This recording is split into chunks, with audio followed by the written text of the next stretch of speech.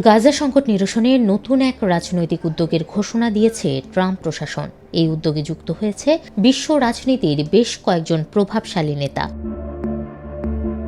গাজার জন্য গঠিত নতুন বোর্ড অব পিসের প্রতিষ্ঠাতা সদস্যের মধ্যে রয়েছে যুক্তরাষ্ট্রের পররাষ্ট্রমন্ত্রী মার্কো রুবিও এবং যুক্তরাজ্যের সাবেক প্রধানমন্ত্রী স্যার টনি ব্লেয়ার।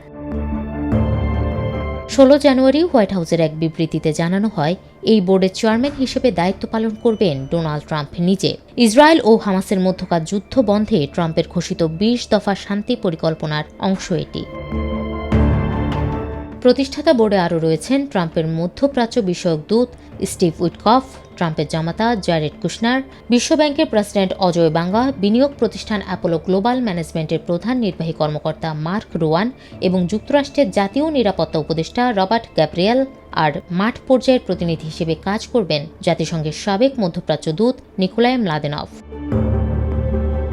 সাময়িকভাবে গাজার প্রশাসনিক ব্যবস্থা তদারকি এবং যুদ্ধ পরবর্তী দেশ পুনর্গঠনের দায়িত্ব পালন করবে এই বোর্ড। হোয়াইট হাউসের মতে, বোর্ড সদস্যদের মূল দায়িত্ব থাকবে গাজার স্থিতিশীলতা ও দীর্ঘমেয়াদী উন্নয়নে কাজ করা।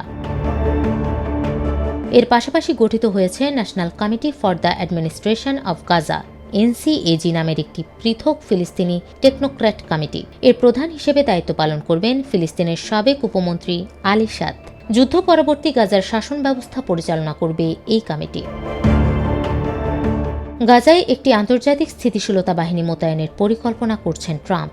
এর নেতৃত্বে থাকবেন মেজর জেনারেল জেসপার জেফার্স। বাছাইকৃত ফিলিস্তিনিদের নিয়ে গঠিত এই বাহিনীকে প্রশিক্ষিত করবে যুক্তরাষ্ট্র। হোয়াইট হাউস বলছে, নিরাপত্তা নিশ্চিত এবং দীর্ঘস্থায়ী সন্ত্রাসমুক্ত পরিবেশ তৈরিতে কাজ করবে এই বাহিনী। যুক্তরাষ্ট্রের শান্তি পরিকল্পনা কার্যকর হয় 2025 সালের অক্টোবরে।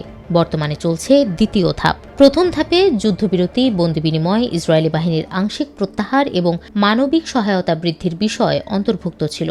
দ্বিতীয় ধাপে গাজার পুনর্গঠন এবং হামাস সহ সব ফিলিস্তিনি সশস্ত্র গোষ্ঠীর সম্পূর্ণ নিরস্ত্রীকরণের পরিকল্পনা রয়েছে।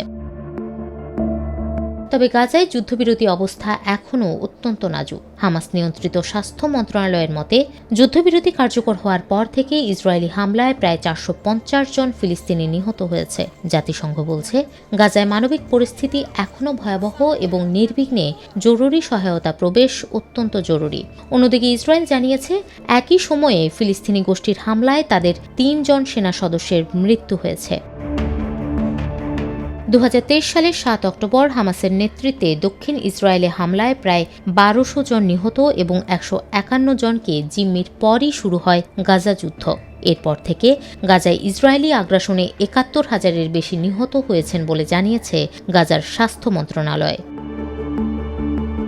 গাজা শান্তি বোর্ড ও ট্রাম্পের পরিকল্পনা কি আদৌ গাজায় স্থায়ী শান্তি আনতে পারবে? সে প্রশ্নের উত্তর এখনও অনিশ্চিত।